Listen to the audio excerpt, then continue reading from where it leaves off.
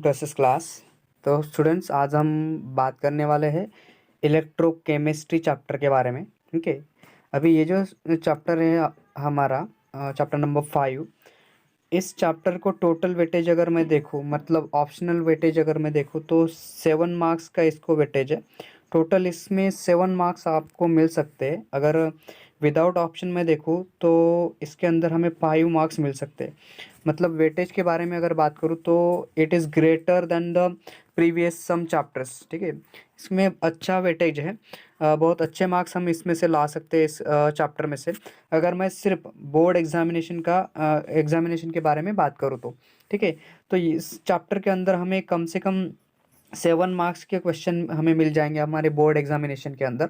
ठीक है, तो बाकी जो केस है, बाकी जो विदाउट ऑप्शनल है, अगर हम कुछ क्वेश्चन छोड़ दें या फिर कुछ टॉपिक्स को अगर आपको समझे कि हार्ड है, आप नहीं कर पाओगे, तो उसको अगर छोड़ दिया जाए तो भी हम 5 मार्क्स तो इस चैप्टर में से ला ही सकते हैं। ठीक है, बट मैं अगर कहूँ तो मुझे ये चैप्टर बहुत ईजी लगता है, क्योंकि इसके अंदर बहुत ज़्यादा कुछ कंसेप्ट नहीं है। ये सिर्फ क्या बात कर रहा है, इलेक्ट्रिसिटी के बारे में बात करता है और केमिस्ट्री के बारे में बात करता है।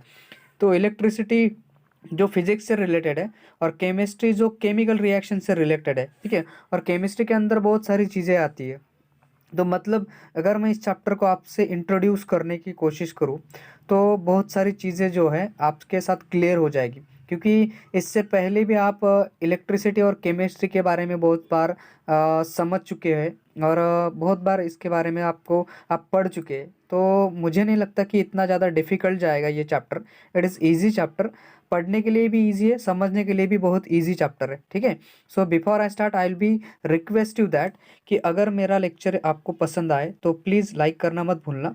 ठीक है, लेक्चर समझ में आ गया तो ठीक है, जो मैं कंसेप्ट बताऊंगा, अगर जो कंसेप्ट मैं बता रहा हूँ, जो मैं समझा रहा हूँ, ठीक है, इस जरिए, ठीक है, विथ राइटिंग, ठीक है, जिस तरीके से मैं आपको समझाने की कोशिश कर रहा हूँ, अगर आपको समझ में आ जाए तो लाइक करना मत भूलना।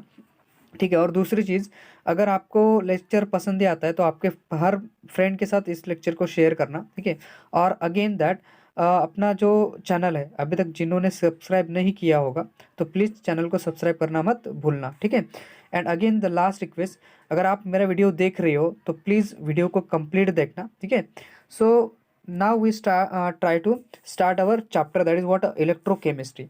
तो एक बात तो हमें पता है, that is what a dry cell. हम जिस चीज़ के बारे में बात करते हैं, ड्राई सेल हमारे सबके पास होता है, क्योंकि बहुत सारी चीज़ें हैं। अगर आपका टीवी रिमोट आप देख लो, ठीक है, तो टीवी रिमोट हो या अदर इलेक्ट्रॉनिक गैजेट्स हो, इक्विपमेंट्स जो हम यूज़ करते, उसके अंदर हम ड्राई सेल का यूज़ करते। इवन दो हमारे पास अगर गीज़र हो घर पे, तो गीज़र के अंदर भी 2 ड्राई सेल लगते, जो बड़े वाले ड्राई सेल्स होते, उनका हम यूज़ करते। तो even though that dry cell, what happen in that case के, कि ड्राई सेल के अंदर एग्जैक्टली क्या होता होगा, तो हमें पता है कि ड्राई सेल के अंदर कुछ तो भी केमिकल ऐसी रिएक्शन है जो केमिकल रिएक्शन कंप्लीट होके हमें केमिकल से इलेक्ट्रिकल एनर्जी देती है। ठीक है, मतलब chemical energy converted into an electrical energy. ठीक है, ऐसी कुछ बात उस ड्राई सेल के अंदर होती होगी। So dry cell is use to power our electrical and electronic equipments को पावर देने के लिए हम किस चीज़ का यूज़ करते हैं, फिर ड्राई सेल का यूज़ करते हैं। ड्राई बैटरीज भी आती है अभी, ठीक है ना। इवन तो बहुत सारे व्हीकल्स जो होते हैं, व्हीकल्स के अंदर भी ड्राई बैटरीज का यूज़ करते हैं हम। ठीक है, so that is what a dry cell. ठीक है, जो ड्राई सेल हम यूज़ करते हैं फॉर आवर इलेक्ट्रॉनिक इक्विपमेंट्स के लिए। और दूसरी बात, अगर chemical reaction occurs in it which generates N electricity, मतलब ड्राई सेल जो है उसके अंदर कोई केमिकल रिएक्शन हो रही है और उस केमिकल रिएक्शन की वजह से हमें क्या पता चल रहा है, दे गिव, मतलब हमारे पास उस केमिकल रिएक्शन की वजह से क्या हो रहा है, इलेक्ट्रिकल एनर्जी जनरेट हो रही है। ठीक है, सो दैट इज व्हाट, कि केमिकल एनर्जी को is converted into an electrical energy.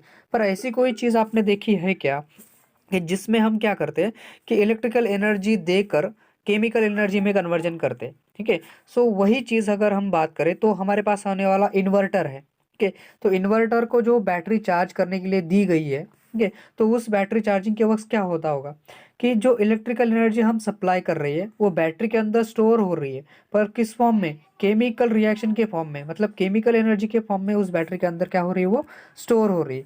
So that is what example of electrical into a chemical का एग्जांपल हो गया।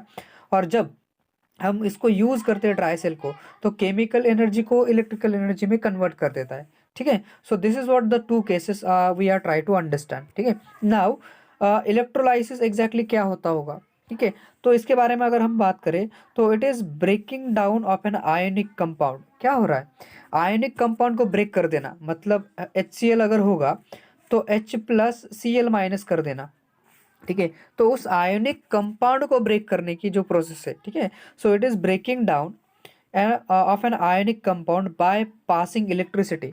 ठीक है, मतलब मैं क्या कर रहा हूँ, तो बेसिकली मैं इलेक्ट्रिसिटी को पास करके जो सॉल्यूशन मैंने बैटरी के अंदर स्टोर किया है, even though that is dry cell, ठीक है, तो उसके अंदर जो केमिकल रिएक्शन हो रही है उस वक्त क्या होता होगा, प्लस और माइनस, मतलब उसको ब्रेक कर दिया जाएगा।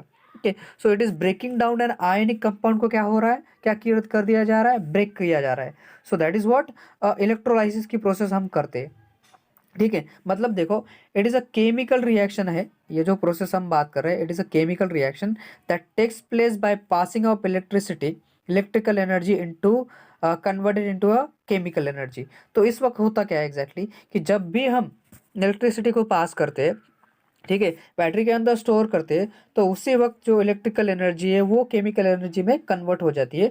मतलब आयनिक कंपाउंड जो होता है वो क्या होता है, उसके अंदर ब्रेक डाउन हो जाता है, मतलब प्लस आयन अलग हो जाते हैं और माइनस आयन अलग हो जाते हैं। ठीक है, मतलब कटायन और अनायन दोनों सेपरेट हो जाते होंगे उस केस में। ठीक है, so that is the processes which such as, मतलब देखो कौन सी ऐसी प्रोसेस है जो इलेक्ट्रोलाइसिस के अंदर आती होगी। तो एक प्रोसेस हम जानते हैं इलेक्ट्रोप्लेटिंग के बारे में, मतलब अगर मुझे कोई कोई सब्सटेंस मेरे पास है, मेटल का सब्सटेंस है, तो उस मेटल के सब्सटेंस के ऊपर मैं जब प्लेटिंग करवाता हूँ, तो उस प्लेटिंग को भी मैं इलेक्ट्रोलाइसिस बोलता हूँ। ठीक है, मतलब देखो कि क्या होता होगा, for coating one metal is an surface, ठीक है, is on the surface of the other. तो ये जो प्रोसेस है बेसिकली ये इलेक्ट्रोलाइसिस के अंदर आती है। ठीक है, सो एक मेटल के सरफेस को दूसरे मेटल से प्लेट करवा देना, ठीक है, तो ये भी कहाँ पर आता है, हमारा इलेक्ट्रोलाइसिस के अंदर आता है। दूसरा इलेक्ट्रो रिफाइनिंग की एक प्रोसेस आती है, मतलब फॉर प्यूरिफिकेशन ऑफ मेटल। अगर मुझे अगर मुझे कोई मेटल मेरे पास है, उसे प्यूरिफाई करना है, उसे प्योर बनाना है, तो उसके लिए भी मैं क्या करता हूँ, दैट इज इलेक्ट्रो रिफाइनिंग का यूज करता हूँ। ठीक है, सो आर ऑल्सो इलेक्ट्रोकेमिकल प्रोसेसेस। ये भी कौन सी प्रोसेस हमारे पास आ जाती है, this is nothing but a electrochemical process के बारे में हम बात करते हैं। ठीक है, दूसरी ऐसी केस है कि रेडॉक्स रिएक्शन। अभी ये रेडॉक्स रिएक्शन अगर देखा जाए तो बहुत छोटी सी कंसेप्ट है, जो कंसेप्ट शायद तुमने मला मैं अगर कह दूँ कि you may be learn it in your 9th और 10th स्टैंडर्ड के अंदर आप लोगों ने इसको पढ़ा होगा। अगर जिसका 11th स्टैंडर्ड कम्प्लीटली अगर आपने केमिस्ट्री को पढ़ा होगा तो आपको वहाँ पर भी रेडॉक्स रिएक्शन मिल जाएगी। ठीक है, सो व्हाट इज दैट, कि रेडॉक्स म्हणजे रेडॉक्स का मीन्स क्या है एग्जैक्टली। सो ऑक्सीडेशन और रिडक्शन की जो प्रोसेस होती है, ठीक है, ऑक्सीडेशन और रिडक्शन, इसको मिलाकर रेडॉक्स बना हुआ है। ठीक है ना, रिडक्शन और ऑक्सीडेशन इसको मिलाकर क्या बनता है, रेडॉक्स बनता है, तो उसको हम रेडॉक्स रिएक्शन बोलते हैं। तो मतलब देखो, an oxidation reduction reaction reaction, ठीक है, कौन सी ऑक्सीडेशन और रिडक्शन की reaction is any chemical reaction, that is what any chemical reaction in which the oxidation number of the molecule, मतलब देखो मॉलिक्यूल का ऑक्सीडेशन नंबर हो, या तो एटॉम का ऑक्सीडेशन नंबर हो, या फिर आयन का ऑक्सीडेशन नंबर हो, ये चेंज होता है। क्या होता होगा, चेंज होता है। मतलब चेंज कैसे होता है, मे बी ये गेन करता है या तो लॉस करता है। मतलब दूसरे मॉलिक्यूल से, एटम से और आयन से इलेक्ट्रॉन को ले लेना, ठीक है, तो उसको गेनिंग बोलेंगे। और या फिर इलेक्ट्रॉन को दूसरी तरफ भेज देना, मतलब दूसरे मेटा मॉलिक्यूल आयन और आयन्स को पास कर देना, तो उस वक्त क्या होता होगा, लूजिंग होता होगा। तो इसी तरफ जो इलेक्ट्रॉन की गेनिंग और लूजिंग हो रही है, that is what the oxidation reaction का जो नंबर है वो चेंज होता होगा। सो what is that, redox reaction हम उसको बोलेंगे। फॉर एग्जांपल अगर मैं आपको इसका एग्जांपल दे दूं तो इसमें एक एग्जांपल आता है, that is formation of hydrogen fluoride. ये रेडॉक्स रिएक्शन का एक एग्जांपल हमारे पास आ जाता है। ठीक है, क्या है ये, रेडॉक्स रिएक्शन का एग्जांपल है। सो these processes are carried out in a electrochemical cell। ये प्रोसेसेस कहाँ पर होती होगी, मतलब जो रेडॉक्स रिएक्शन की प्रोसेस है, ये प्रोसेस कहाँ होती है, ये प्रोसेस हमारी इलेक्ट्रोकेमिकल जो इलेक्ट्रिकल सेल होता है, इलेक्ट्रोकेमिकल जो सेल होता है उसके अंदर ऐसी रेडॉक्स रिएक्शन होती है। तो उस रिएक्शन को ले करके हमारे पास एक इलेक्ट्रिकल एनर्जी फॉर्म होती है। सो generation of electricity by chemical reaction, ठीक है। सो ऐसी केमिकल रिएक्शन की वजह से क्या होता होगा, हमारे पास एक इलेक्ट्रिसिटी जनरेट होती हुई हमें नजर आती है, ठीक है। So after that we can try to discuss about electric conduction के बारे में हम बात करेंगे। अगर ऐसा टॉपिक होगा जो इलेक्ट्रिकल कंडक्शन के बारे में आपसे पूछ रहा है, मतलब अगर उसके टाइप आपको पूछ लिए तो ये मे बी आपको 2 मार्क्स के लिए पूछेगा, ठीक है। तो आप इजीली इसको लिख सकते हैं, ठीक है। तो देखो क्या हो रहा है इलेक्ट्रिक कंडक्शन के बारे में, ठीक है। तो ये क्या है, that is electrical current represent charge, ठीक है। इलेक्ट्रिकल करंट क्या रिप्रेजेंट कर रहा है, चार्ज रिप्रेजेंट कर रहा है। मतलब इलेक्ट्रिकल करंट अगर किसी कंडक्टर के अंदर से फ्लो हो रहा है तो इसका मतलब चार्ज फ्लो हो रहे हैं। मतलब क्या हो रहा है, चार्जेस को हम ट्रांसफर कर रहे हैं, ठीक है। क्या चार्ज का क्या ट्रांसफर कर रहे हैं, हम चार्ज को ट्रांसफर कर रहे हैं। That is may be a cation और अनायन हो सकते हैं, ठीक है। जो चार्जेस को हम ट्रांसफर कर रहे हैं that is what electrical current flow हो रहा है, ठीक है। मतलब इवन दो जहां से इलेक्ट्रॉन फ्लो होगा, इलेक्ट्रॉन फ्लो होने की डायरेक्शन और करंट फ्लो होने की डायरेक्शन दोनों एक एक दूसरे से एग्जैक्टली अपोजिट होती है, ये तो हम जानते हैं, ठीक है। सो दैट चार्ज ट्रांसफर और फ्लो ऑफ इलेक्ट्रिसिटी, ठीक है ना। क्या हो रहा है देखो, दैट इज चार्ज जो ट्रांसफर हो रहा है और फ्लो ऑफ इलेक्ट्रिसिटी है ऑकर्स थ्रू द सब्सटेंस, उसको हम कंडक्टर बोलते हैं। मतलब ऐसा कोई सब्सटेंस हम जब बात करते हैं, कॉपर हो, एल्यूमिनियम हो, सिल्वर होगा, गोल्ड होगा, तो ये जो सब्सटेंसेस है, हम जिन सब्सटेंस के बारे में बात करते हैं तो ऐसे सब्सटेंस क्या होते हैं, इन सब्सटेंस को हम कंडक्टर क्यों बोलते हैं, बिकॉज दे ट्रांसफर करते, ये क्या करते हैं, हमारे जो चार्जेस होते हैं उन चार्जेस को ट्रांसफर करने का काम करते हैं। सो बिकॉज ऑफ द ट्रांसफॉर्मेशन, तो हम इन सब्सटेंस को क्या बोलते हैं, that is that substance is nothing but a conductors होते हैं। तो ऐसे जो कंडक्टर्स है 2 टाइप्स में आते हैं, एक जो आयंस के बारे में बताता है और दूसरा जो इलेक्ट्रॉन्स के बारे में फ्लो होने के बारे में हमें बताता है, ठीक है। तो सबसे पहली बात हम करेंगे दैट इज मेटालिक कंडक्शन के बारे में। इसके बारे में बात करेंगे हम, मेटालिक कंडक्शन। तो इसके अंदर इन्होंने एक क्वेश्चन मुझे पूछा था कि इलेक्ट्रिकल कंडक्टिविटी ऑफ मेटल क्या है एग्जैक्टली, ठीक है। कि इलेक्ट्रिकल कंडक्टिविटी मेटल की इलेक्ट्रिकल कंडक्टिविटी एग्जैक्टली क्या समझ सकते हैं हम। तो हम इसको क्या कहेंगे, that is the movement of electrically charge particle. ये क्या है, इलेक्ट्रिकल कंडक्टिविटी एग्जैक्टली क्या है मेटल की, कि मूवमेंट हो रही है, ठीक है। दैट इज जो इलेक्ट्रिकल चार्ज पार्टिकल्स है, ठीक है। मतलब वो उनको हम फ्री इलेक्ट्रॉन्स बोलेंगे, क्या कहेंगे हम उनको, इलेक्ट्रिकल चार्ज पार्टिकल्स को हम कहेंगे free electrons, that is that allow metals to conduct an electricity, ठीक है। इनकी वजह से क्या हो रहा है, ये अलाउ कर रहे हैं, किसको अलाउ कर रहे हैं, दैट इज करंट को अलाउ कर रहे हैं, इलेक्ट्रिकल करंट को अलाउ कर रहे हैं, किस लिए, अलाउ टू फ्लो, ठीक है ना, अलाउ टू पास, ठीक है ना। So that is it is the movement of the electrical charges particle free electron that allow metals to conduct, किसके लिए अलाउ कर रहे हैं, कंडक्ट करने के लिए, किसको, इलेक्ट्रिकल करंट को कंडक्ट करने के लिए ये फ्री इलेक्ट्रॉन्स जो अलाउ कर रहे हैं, ठीक है। सो ऐसा क्यों होता होगा, that is what, because of valence electrons. मतलब जब भी इलेक्ट्रिकल करंट पास होता है तो उसके अंदर, मतलब जो कोई कंडक्टर हमारे पास है तो उस कंडक्टर के अंदर फ्री इलेक्ट्रॉन्स होने चाहिए। So because of that free electrons, मतलब देखो, because of valence electrons are free to move, क्योंकि जो वैलेंस इलेक्ट्रॉन है ये क्या होते हैं, फ्री टू मूव होते हैं। Then they can travel through the lattice, मतलब जो कोई भी लैटिक्स हम देख चुके हैं हमारे केमिस्ट्री के अंदर, तो उस थ्रू आउट द लैटिक्स के अंदर क्या होता है, ये सब फ्लो होते हैं, ठीक है ना। सो बिकॉज ऑफ दिस हम कह सकते हैं कि दैट इज दैट जो वैलेंस इलेक्ट्रॉन्स हैं जो फ्रीली मूव करते हैं, they are travel through the lattice, ठीक है ना, क्या करते हैं, throughout the lattice travel करते हैं, फॉर्म द फिजिकल स्ट्रक्चर, क्या बनाते हैं, फिजिकल स्ट्रक्चर बनाते हैं ऑफ अ मेटल का, ठीक है। तो this is what a question था हमारे पास, ये तो क्वेश्चन के बारे में हो गया। बट अब हम बात करेंगे मेटालिक कंडक्शन के बारे में। तो इधर देखो, यहाँ पर इन्होंने क्या लिखे हुए रखा था, दैट इज इलेक्ट्रिकल कंडक्शन जो है थ्रू द मेटल, ठीक है। इलेक्ट्रिकल कंडक्शन किसके बारे में, जो मेटल के अंदर से जो इलेक्ट्रिकल करंट फ्लो हो रहा है, दैट इज इलेक्ट्रिकल कंडक्शन जो हो रहा है मेटल का, ठीक है। मेटल क्या कर रहा है, इलेक्ट्रिसिटी को कंडक्ट करने का काम कर रहा है।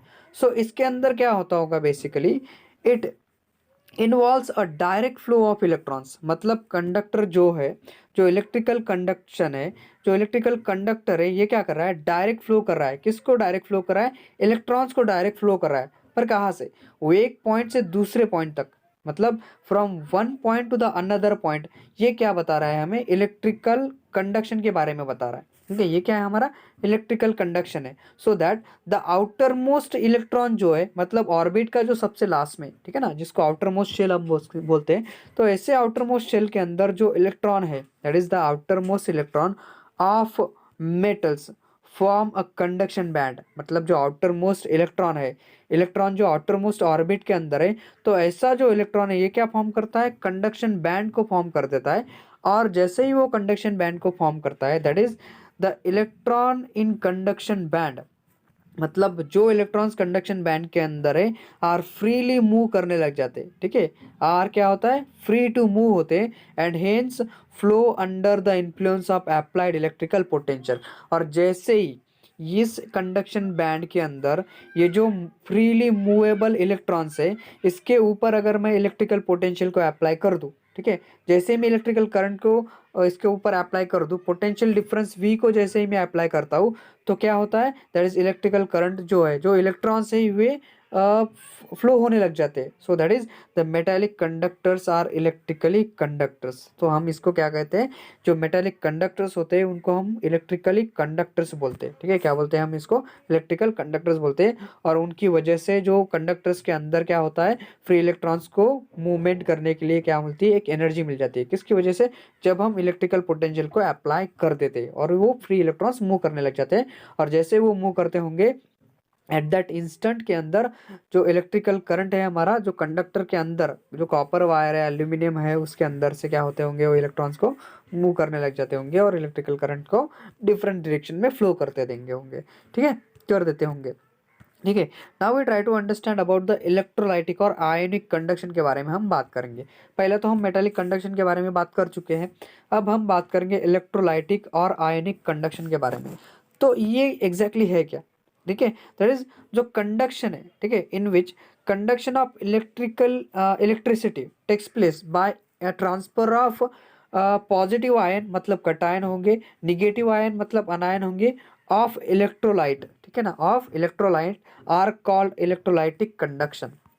इसको क्या करेंगे हम, इलेक्ट्रोलाइटिक कंडक्शन बोलेंगे। मतलब समझ लो एक बार फिर से, दैट इज जो कंडक्टर से ऐसे कंडक्टर जिसके अंदर, ठीक है, जिनके अंदर, that is in which the conduction of electricity, मतलब जो इलेक्ट्रिसिटी को कंडक्ट किया जा रहा है, जो इलेक्ट्रिसिटी फ्लो हो रही है, टेक्स प्लेस किसकी वजह से, जो ट्रांसफर हो रहा है, ये ट्रांसफर किसकी वजह से, that is takes place by the transfer of, क्या ट्रांसफर हो रहा है, इसके अंदर आयन्स ट्रांसफर हो रहे हैं। कौन से आयन, पॉजिटिव आयन और निगेटिव आयन, जिनको हम कटायन और अनायन बोल रहे हैं, दैट इज ऑफ इलेक्ट्रोलाइट्स की वजह से।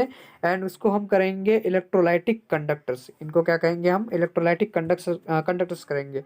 सो दैट द कंडक्शन, इसके अंदर का जो कंडक्शन है, it involves that the transfer of matter, ये क्या ट्रांसफर करता है, मैटर को ट्रांसफर करता है, and is chemical change, and it's क्या होता है, इसके अंदर का केमिकल चेंज होगा। सो फॉर एग्जांपल अगर मैं इलेक्ट्रोलाइटिक कंडक्शन के बारे में बात कर दूं, तो हमें एग्जांपल मिलता है, that is solution of electrolytes, मतलब स्ट्रॉन्ग और वीक जो होगा, मोल्टन सॉल्ट जैसे होगा।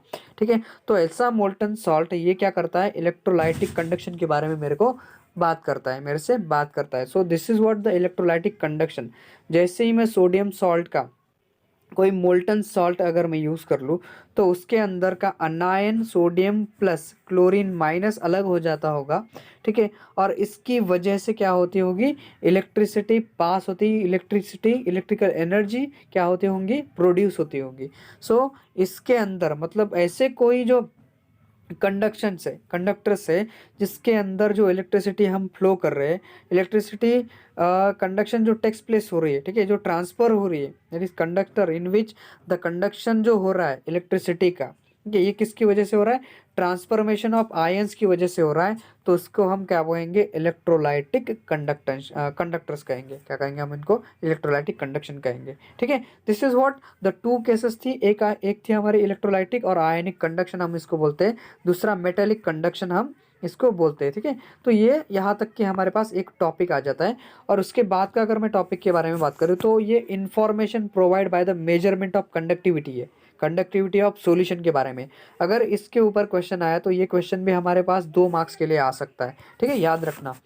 तो यहाँ पर क्या बात हो रही है देखो, that is the conducting and non conducting जो प्रॉपर्टीज है सॉल्यूशन की, मतलब जो कोई भी सॉल्यूशन मेरे पास है उस सॉल्यूशन की जो कंडक्शन की प्रॉपर्टी है और नॉन कंडक्टिंग की प्रॉपर्टी है, इसको आइडेंटिफाई करने के लिए मेजरमेंट ऑफ कंडक्टिविटी का यूज़ किया जाता है। Okay, that is measurement of their conductivity का यूज़ करते हैं हम, ठीक है। सो इसके लिए यहाँ पर प्रॉपर्टीज लिख दिया, एक्चुअली होना चाहिए था कंडक्टिविटी, ठीक है, sorry for this. That is conducting and non conducting की जो प्रॉपर्टी हम बात कर रहे हैं किसी भी सॉल्यूशन की, तो उसको पहचानने के लिए, उसको आइडेंटिफाई करने के लिए मैं क्या करूँगा, मेजरमेंट ऑफ देयर कंडक्टिविटी का यूज़ करूँगा, ठीक है, measurement of conductivity of solution का ही मैं यूज़ करूँगा। तो देखो दैट इज द सब्सटेंस, जैसे हम मेरे पास सब्सटेंस है, हम उन सब्सटेंस को कैसे कहेंगे, देखो एक है मेरे पास सुक्रोज और दूसरा यूरिया है। अभी इन दो अगर मैं सब्सटेंस का यूज़ कर लेता हूँ, अगर इन दो सब्सटेंस के बारे में मैं बात करूँ तो मुझे क्या समझ में आता है, देखो that is which do not dissolve in aqueous solution. तो ये सुक्रोज और यूरिया जो होते हैं ये एक्वायस सॉल्यूशन के अंदर डिजॉल्व नहीं हो पाते, ठीक है। हैव अ सेम कंडक्टिविटी, मतलब जो कंडक्टिविटी वाटर की कंडक्टिविटी है वैसी ही कंडक्टिविटी यूरिया और सुक्रोज की होती है। So because of this they are non electrolyte. इसकी वजह से मैं यूरिया और सुक्रोज जो है, ये जो दो दो सब्सटेंस मेरे पास है, इन दोनों सब्सटेंस को मैं क्या कहूँगा, नॉन इलेक्ट्रोलाइटिक सब्सटेंस मैं कह दूंगा, ठीक है। और दूसरी अगर मैं बात करूँ, जैसे पोटेशियम क्लोराइड है, CH3COOH है मेरे पास, और सोडियम हाइड्रोक्साइड है NaOH। तो ये जो सब्सटेंसेस है that is dissociate in their aqueous solution, मतलब अगर मैं इनको एक्वायस सॉल्यूशन के अंदर डाल दूं तो K+Cl- बन जाता है, Na+OH- बन जाता है। तो ये क्या हो रहा है, डिसोसिएट हो जाते हैं। कहाँ पर डिसोसिएट होते हैं, एक्वायस सॉल्यूशन के अंदर डिसोसिएट होते हैं। सो एंड देयर उनकी जो कंडक्टिविटी है दे आर हाइयर कंडक्टिविटी दिखाते हैं, मतलब सोडियम क्लोराइड CH3COOH हो गया, NaOH हुआ, या फिर KCl हो गए, ये सब क्या है, they are showing an higher conductivity, that is their conductivity are higher than the water. तो इसके लिए हम इनको क्या कह सकते हैं, दैट इज इलेक्ट्रोलाइट्स कहेंगे हम, इनको क्या कहेंगे हम, इलेक्ट्रोलाइट्स। ऑन द अदर, मतलब on the basis of higher और lower electrical conductivity, that is the electrolyte can be classified as a strong and weak electrolyte. मतलब हाई कंडक्टिविटी की वजह से और लो कंडक्टिविटी की वजह से इनको मैं दो टाइप्स में क्लासिफाई कर देता हूँ, एक होता है स्ट्रॉन्ग इलेक्ट्रोलाइट और दूसरा होता है वीक इलेक्ट्रोलाइट, ठीक है। So that solution of the strong electrolyte, मतलब अगर सॉल्यूशन जिसको स्ट्रॉन्ग, जो सॉल्यूशन स्ट्रॉन्ग इलेक्ट्रोलाइट से बनाया गया है उसकी कंडक्टिविटी हाई होगी, और जिस सॉल्यूशन को मैंने वीक इलेक्ट्रोलाइट से बनाया है उसको मैं कहूँगा लो कंडक्टिविटी, ठीक है। उसके अंदर क्या होगी, उसकी जो कंडक्टिविटी होगी वो क्या होंगी, हमारे पास लो कंडक्टिविटी होगी। सो that the 5.3 electrical conductance of solution, ठीक है, this is what again different topic for us, ठीक है। तो इस टॉपिक के बारे में भी हम बात कर लेते हैं। तो ये जो टॉपिक्स हमारे पास इसके अंदर छोटे छोटे 1 1 मार्क्स के कोई क्वेश्चन हमारे पास आ सकते हैं, ठीक है, 1 1 2 2 मार्क्स के जो छोटे छोटे क्वेश्चन ये पूछ सकता है। कभी ओहम्स लॉ के बारे में पूछ लेगा, यूनिट्स के बारे में पूछ सकता है, तो अलग अलग चीज़ों के बारे में ये हमें पूछ सकता है। तो सबसे पहली बात क्या है, अकॉर्डिंग टू ओहम्स लॉ, अगर मैं ओहम्स लॉ को लेकर बात करूं तो ओहम्स लॉ हमारे पास क्या कहता है, अगर किसी भी या रेजिस्टेंस का, मतलब कोई सब्सटेंस है, that is electrical resistance of a conductor, मेरे पास कोई कंडक्टर है, अगर मुझे उसका रेजिस्टेंस आर है, तो ये आर रेजिस्टेंस जो होता है which will be equal to V/I होता है, V/I के बराबर होता है। इसका मतलब क्या है कि रेजिस्टर ये डायरेक्टली प्रोपोर्शनल है पोटेंशियल डिफरेंस को, मतलब रेजिस्टेंस बढ़ गया तो पोटेंशियल डिफरेंस भी मुझे बढ़ाना पड़ेगा, ठीक है। पर अगर मैं इन्वर्सली प्रोपोर्शनलिटी ऑफ करंट के बारे में बात करूं तो रेजिस्टेंस अगर ज़्यादा हो गया तो करंट कम हो जाएगा, ठीक है। पर अगर रेजिस्टेंस कम है तो करंट भी ज़्यादा होगा। तो ये दोनों चीज़ें जो एक साथ बात कर रहे हैं हम, तो ये क्या बता रही है हमें कि Ohm's law that the resistance R जो है विच विल बी इक्वल है, मतलब कंडक्टर का जो रेजिस्टेंस है that will be equal to the electrical potential V divided by current I के बराबर होता है। ठीक है, तो इसको हम इस तरीके से लिख सकते हैं R is equal to V by I के बारे में। तो इसका जो यूनिट है बेसिकली, मतलब वी का जो यूनिट है, पोटेंशियल डिफरेंस का यूनिट होता है वोल्ट, और करंट का यूनिट हम बेसिकली बात करते हैं एम्पियर के अंदर, और जो रेजिस्टेंस है आर उसका जो यूनिट है एसआई यूनिट उसको हम ओहम बोलते हैं। ठीक है, एक ओहम मतलब होता है वोल्ट पर मीटर, वोल्ट पर एम्पियर। ठीक है, वोल्ट पर एम्पियर हम बोलते हैं रेजिस्टेंस आर को।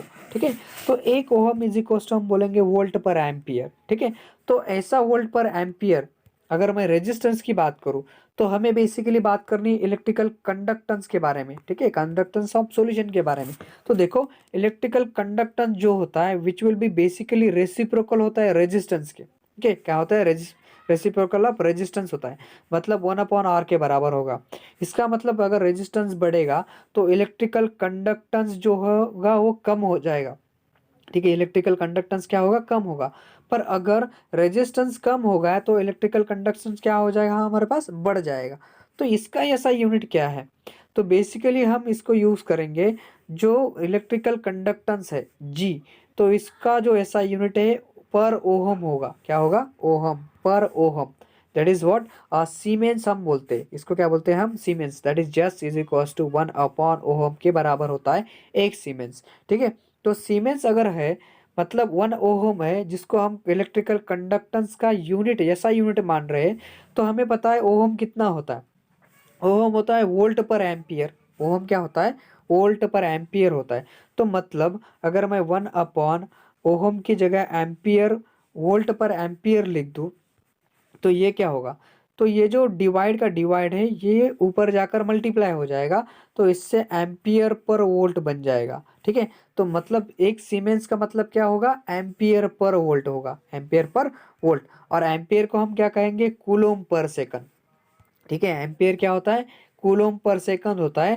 दैट इज व्हाट, अगर मैं कूलोम पर सेकंड को एम्पियर की जगह लिख दूं, ठीक है, तो मेरे पास सीमेंस क्या हो जाएगा, देखो कूलोम पर वोल्ट सेकंड हो जाएगा। सीमेंस कितना होगा, कूलोम पर वोल्ट, मतलब मैं एम्पियर को क्या कर रहा हूँ, रिप्लेस कर रहा हूँ कूलोम पर सेकंड से।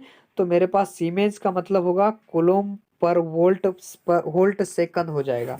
ठीक है, सो कूलोम कितना है, सेकंड पर एम्पियर है।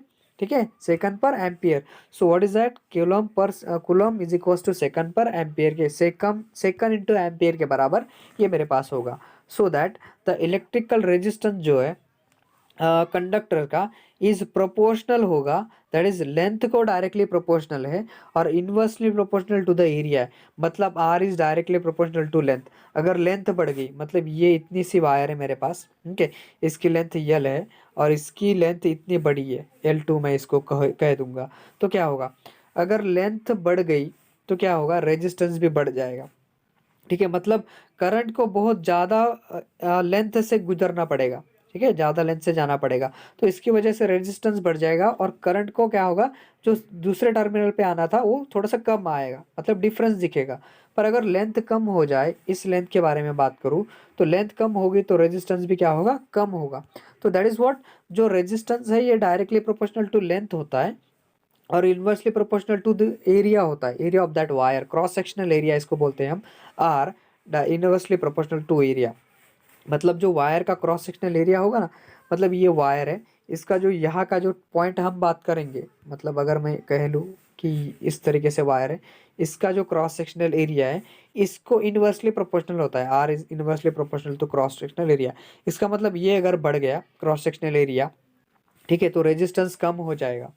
मतलब ये अगर मैं बढ़ा दूँ तो, ठीक है, अगर मैं इसको कम कर दूं, एरिया को कम कर दूं, मतलब इसको बहुत छोटा कर दूं, इस वायर को एकदम छोटा सा यहाँ पर ऐसा कर दूं इस वायर को, ठीक है, तो इसका मतलब क्या होगा, क्रॉस सेक्शनल एरिया कम होगा तो रेजिस्टेंस बढ़ जाएगा। ठीक है, that is what the inversely proportional to cross sectional area. तो मैं इसको इस तरीके से लिखता हूँ। ठीक है, इसके अंदर का ये प्रोपोर्शनलिटी साइन अगर मैं निकाल दूं तो मेरे पास रेजिस्टिविटी ऑफ कंडक्टर आता है, जो प्रोपोर्शनलिटी कांस्टेंट की तरह यूज किया जाता है। That is what, the rho is nothing but a resistivity of a conductor है, it is the resistance of the conductor है। इसको क्या कहेंगे हम, resistance of conductance of unit length and unit cross sectional area इसको बोलते हैं हम, यूनिट लेंथ और यूनिट क्रॉस सेक्शनल एरिया।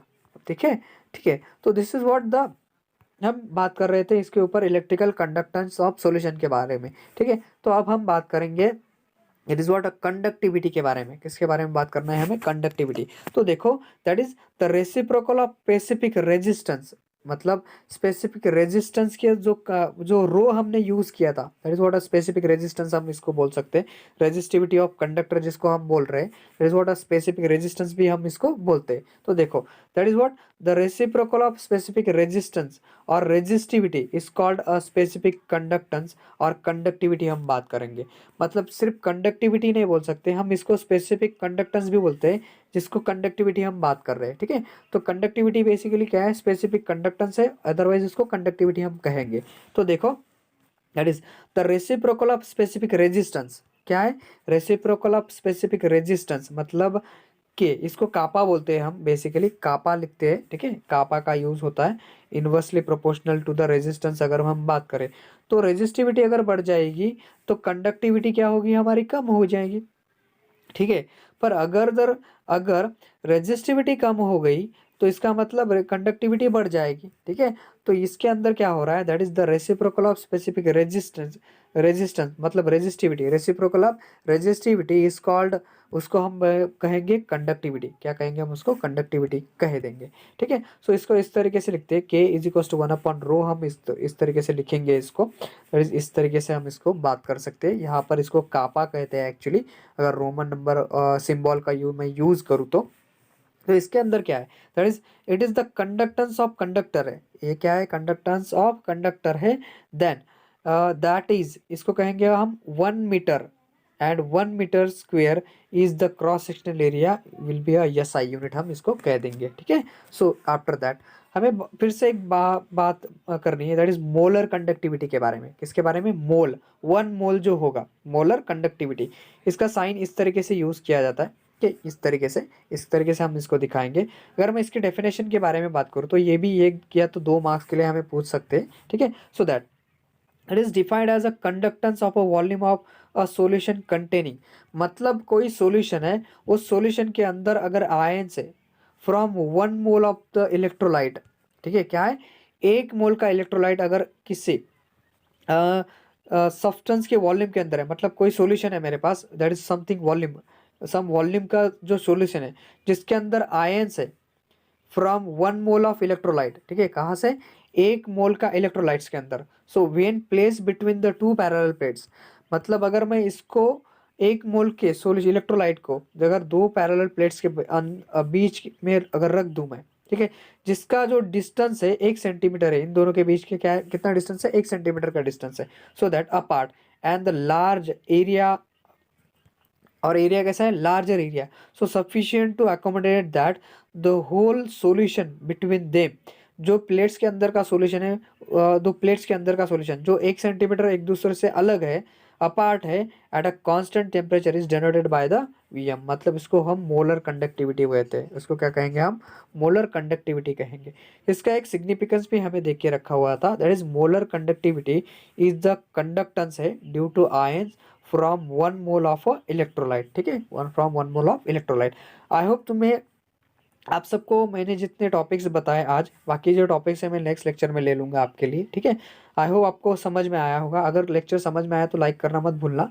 जिन्होंने लेक्चर को कंप्लीट देखा उनका मैं thank you for watching this video complete. ठीक है, अगेन मैं उनका आभारी हूँ जिन लोगों ने इस लेक्चर को कंप्लीट देखा। ठीक है, thank you for watching this video. मैं फर्स्ट टाइम ट्राई कर रहा हूँ कि हिंदी में बात करूँ। ठीक है, इससे पहले जो कोई भी लेक्चर्स मेरे होंगे इस चैनल के अंदर, ठीक है, हमारा चैनल जो स्टडी स्ट्रेट वे है एक्चुअली, दैट इज़ व्हाट, आप बिलाडे सर डायरेक्ट भी सर्च कर सकते हो यूट्यूब पे अंदर। यूट्यूब पे अगर डायरेक्ट बिलाडे सर डाला, बिलाडे सर, तो आपको सारे लेक्चर्स मिल जाएंगे। फिजिक्स के मिल जाएंगे, केमिस्ट्री के मिल जाएंगे, बायो के मिल जाएंगे, सब लेक्चर्स आपको वहाँ पर मिल जाएंगे। मैथ्स के भी लेक्चर्स है, कुछ लेक्चर्स हैं, आप देख सकते हो। आपको अच्छा लगता है तो देखो, मैथ्स के भी लेक्चर्स मैंने कंप्लीट अपलोड करके रखे हुए हैं। ठीक है, आई होप आपको लेक्चर समझ में आया होगा। अगर लेक्चर समझ में आया तो प्लीज़ लाइक करना मत भूलना। Thank you for watching this video.